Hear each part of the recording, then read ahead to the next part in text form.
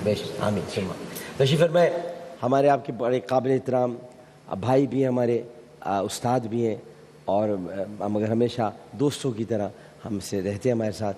بہت قابل انسان ہے جناب مفتی نوید عباسی صاحب. السلام علیکم. آپ تینوں کو خوش آمدید کہتے ہیں. اب مفتی صاحب اور علامہ صاحب اجازت ہو تو جی بسم اللہ. جی پہلے سوال کی طرف بڑھنے سے پہلے میرے ذہن میں ایک سوال ہے، میں مفتی صاحب کی طرف لے کر آنا چاہتا ہوں، اور پھر علامہ صاحب بھی اس کا جواب دیجیے گا. اس وقت ایک موجودہ صورتحال بنی ہوئی ہے. ہم اس صورتحال کا ذکر کیے بنا میں ایک رہنمائی سی چاہتا ہوں کہ اس وقت جو ایک سچویشن ہے کہ کورونا کے مریض بھی اسپتال میں، سڑکوں پر رکاوٹیں بھی ہیں، لوگوں نے دھرنا بھی دیا ہوا ہے.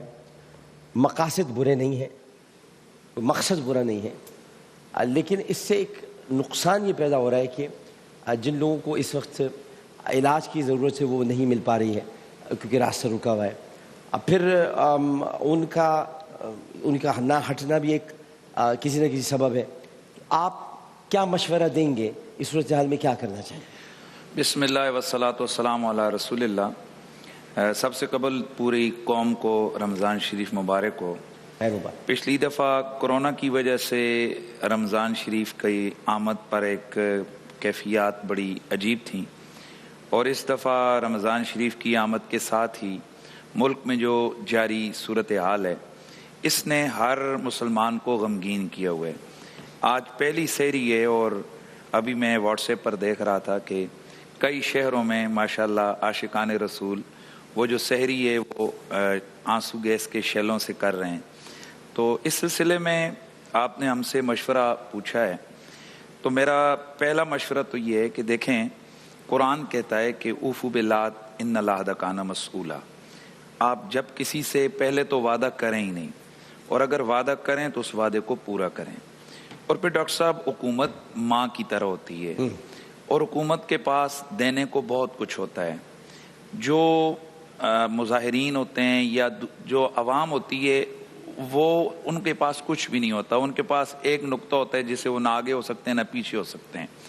اب حکومت کے پاس ہی دینے کے حوالے سے بات ہے کہ دیکھیں، سب سے پہلے تو قبل از وقت یہ کام کیا گیا، ابھی 20 تاریخ پیچھے، لیکن اگر آپ نے ایسا کر بھی دیا ہے تو سب سے پہلے آپ سوال یہ پیدا ہوتا ہے کہ وہ جو لوگ سڑکوں پہ ہیں ان کا تو ایک ہی نعرہ ہے، وہ تو کہتے ہیں کہ سعد صاحب تشریف لائیں گے اور وہ جو آرڈر کریں گے ہم اس پہ عمل کریں گے. تو آپ بھائی سربراہ کو آپ سب سے پہلے آپ رہائی دیں، ان کو باہر نکالیں، اور پھر ان کے ساتھ آپ کا اگر کوئی مسئلہ ہے، پریشانی ہے، تو آپ ان سے گفتگو کریں. آپ علماء کو بیچ میں رکھیں. لیکن یہ جو انداز اختیار کیا گیا ہے، نقطہ بنیادی بیان کیا ہے، علماء کو درمیان میں رکھا جائے. جی دیکھیں، مثلا یہ جو انداز اختیار کیا گیا ہے، یہ تو آج میں سمجھتا ہوں کہ کشمیر سے بھی صورتحال آگے بنا دی گئی ہے. ہم تو کشمیر کو رو رہے تھے، وہاں تو چلیں پھر پیلٹ گنز استعمال ہوئی، یہاں تو بلٹ سیدھی جناب ہارڈ بلٹ لگی ہیں لوگوں کو سیدھے سیدھے. تو پولیس والے بھی بہت سارے بیچارے زخمی ہیں، وہ بھی انسان ہیں، وہ بھی مسلمان ہیں. لیکن اس سے پہلے یہ دیکھا جائے، رسول سے پیار کرتے ہیں. جی لیکن اس سے یہ بھی دیکھا جائے کہ اب 10 سے زیادہ لوگوں کی شہادتیں ہو چکی ہیں. تو ہر چیز طاقت سے نہیں ہوتی ہے، بڑی فہم تدبر سے. اور پھر جب آپ ایشو دیکھیں، یہ کوئی سیاسی ایشو نہیں ہے، یہ ایک خالصتاً مسلمانوں کی روح ہے. یہ عقیدہ ناموس رسالت و ختم نبوت یہ ہماری روح کی طرح ہے، اساس ہے، بنیاد ہے، اور روح کے بغیر کوئی زندہ نہیں رہ سکتا ہے. لہٰذا آج دیکھ لیں، آج یہ جو لوگ دھرنوں میں بیٹھے ہیں ان کو کوئی کھانے پینے کے لیے کچھ نہیں ملا ہے. ان کی روح اس وقت زندہ ہے، اس لیے کہ ان کی روح کو رسول اللہ کی محبت کی خوراک مل رہی ہے. شیر کی طرف لے جا رہے ہیں کہ بجھ عشق کی آگ اندھیر ہے، مسلمان نہیں راکھ کا ڈھیر ہے. تو بس یہ کی آگ ہے، دیکھیں عشق کی آگ ہے. اور وہ جو لوگ دیکھیں، اب سب سے پہلے بات وہ نہیں کہہ رہے ہیں وزیر اعظم آپ استعفیٰ دیں، وہ نہیں کہہ رہے ہیں وزیر صاحب آپ جائیں، وہ نہیں کہہ رہے ہیں وزیر داخلہ تم استعفیٰ دو، یہ تم نے اتنے قتل کیے ہیں، اس کے ہو گئے ہیں بھائی، جو بھی وہ ہو گئے.